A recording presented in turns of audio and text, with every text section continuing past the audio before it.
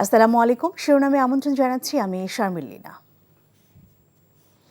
দেরিতে হলেও পঞ্চগড়ে শীতের আমেজ শুরু হয়েছে। আজ আকস্মিকভাবে ঘন কুয়াশায় পুরো জেলা আচ্ছাদিত হয়ে পড়ে। হালকা কুয়াশা বৃষ্টি ঝরছে, এই অবস্থা ছিল সকাল ৯টা পর্যন্ত। গত কয়েকদিন ধরেই ভোরের দিকে হালকা কুয়াশা থাকছে, কিন্তু আজ ভোর থেকে সকাল ৯টা পর্যন্ত চারদিক ঘন কুয়াশায় ঢেকে যায়। রাস্তাঘাট ছিল জনশূন্য, গাড়ি ঘোড়া চলছিল হেডলাইট চালিয়ে। ঘন কুয়াশা হলেও ভ্যান, অটোসহ ছোট ছোট যানবাহনগুলোকে চলাচল করতে দেখা গেছে। তেঁতুলিয়া আবহাওয়া পর্যবেক্ষণ কেন্দ্রে ভারপ্রাপ্ত কর্মকর্তা মোহাম্মদ রাসেল শাহ জানিয়েছেন, সকাল ৬টায় পঞ্চগড়ে তেঁতুলিয়ায় ১৭ ডিগ্রি সেলসিয়াস তাপমাত্রা রেকর্ড করা হয়েছে। গত কদিন ধরেই এখানে ১৭ থেকে ২০ ডিগ্রি সেলসিয়াসের তাপমাত্রা ওঠানামা করছে। তবে দিনের বেলা সূর্যের তেজ বেড়ে যাওয়ায় তাপমাত্রাও বাড়ছে। ক্রমশ তাপমাত্রা আরও কমবে বলে জানিয়েছে আবহাওয়া পর্যবেক্ষণ কেন্দ্র। এদিকে ঘন কুয়াশার কারণে সৈয়দপুর বিমানবন্দরে বিমান ওঠানামা বন্ধ রয়েছে। এসো মিলি সবে নবান্নের উৎসবে, এই স্লোগানে জাতীয় নবান্ন উৎসব উদযাপন পর্ষদের উদ্যোগে উদযাপিত হচ্ছে নবান্ন উৎসব ১৪৩১ বঙ্গাব্দ। সকাল ৭:৩০টায় ঢাকা বিশ্ববিদ্যালয়ের চারুকলা অনুষদের বকুলতলায় বাঁশি সুরের মূর্ছনার মধ্য দিয়ে অনুষ্ঠানে শুরু হয়। এবারে ২৬তম উৎসবে দেশ বরেণ্য সঙ্গীতশিল্পী, নৃত্যশিল্পী এবং আবৃত্তি শিল্পীরা একক ও দলীয় পরিবেশনায় অংশগ্রহণ করবেন। সকালে পর্ব শেষে বিকেল থেকে রাত ৮:৩০ পর্যন্ত এই উৎসব চলবে বলে জানিয়েছে আয়োজক কর্তৃপক্ষ। প্রতি বছর পহেলা অগ্রহায়ণ হেমন্তের শুরুতেই এই উৎসব উদযাপিত হয়।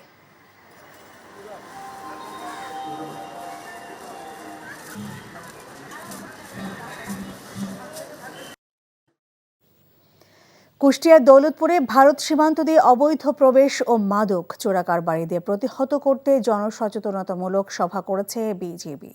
শুক্রবার বিকেলে সীমান্তে ৪০পাড়া বিওপি এলাকার চরপাড়া সরকারি প্রাথমিক বিদ্যালয়ে এই সভা অনুষ্ঠিত হয়। স্থানীয় জনসাধারণ ও গণ্যমান্য ব্যক্তিদের উপস্থিতিতে মত বিনিময় সভায় বক্তব্য রাখেন কুষ্টিয়া ৪৭ ব্যাটালিয়ন বিজিবির অধিনায়ক লেফটেন্যান্ট কর্নেল মাহবুব মুর্শেদ রহমান। সভায় এলাকার সুধীজন ও জনপ্রতিনিধিরাও বিভিন্ন মতামত তুলে ধরেন। সাবেক প্রধান বিচারপতি মোহাম্মদ ফজলুল করিম ইন্তেকাল করেছেন। ইন্না লিল্লাহি ওয়া ইন্না ইলাইহি রাজিউন।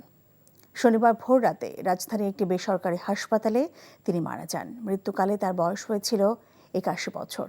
তার মৃত্যুতে শোক জানিয়েছেন প্রধান বিচারপতি সৈয়দ রেফাত আহমেদ। দুপুর ১:৩০টায় সুপ্রিম কোর্টের ইনার গার্ডেনে ফজলুল করিমের জানাজা অনুষ্ঠিত হবে।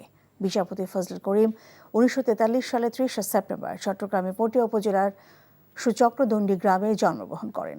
১৯৫৮ সালে পটিয়ার কাজিম আলী হাই স্কুল থেকে ম্যাট্রিকুলেশন এবং ১৯৬০ সালে চট্টগ্রাম কলেজ থেকে বিএ পাশ করেন। ১৯৬২ সালে ঢাকা বিশ্ববিদ্যালয় থেকে এলএলবি ডিগ্রি নেওয়ার পর ১৯৬৯ লন্ডনের লিঙ্কনস ইন থেকে বার এট ল হন। ১৯৭০ সালে হাইকোর্টে এবং ১৯৭৯ সালে আপিল বিভাগের আইনজীবী হিসেবে তালিকাভুক্ত হন। ১৯৯২ সালে ১ নভেম্বর তিনি হাইকোর্টের অস্থায়ী বিচারপতি হিসেবে শপথ নেন। ২ বছর পর স্থায়ী হন তিনি। ২০০১ সালের ১৫ মে তিনি আপিল বিভাগে যোগ দেন। ২০১০ সালের ৮ ফেব্রুয়ারি তারিখে বাংলাদেশের ১৮তম প্রধান বিচারপতি হিসেবে শপথ গ্রহণ করেন এবং ২০১০ সালের ২৯ সেপ্টেম্বর তারিখে ৬৭ বছর পূর্ণ হওয়ায় অবসর গ্রহণ করেন।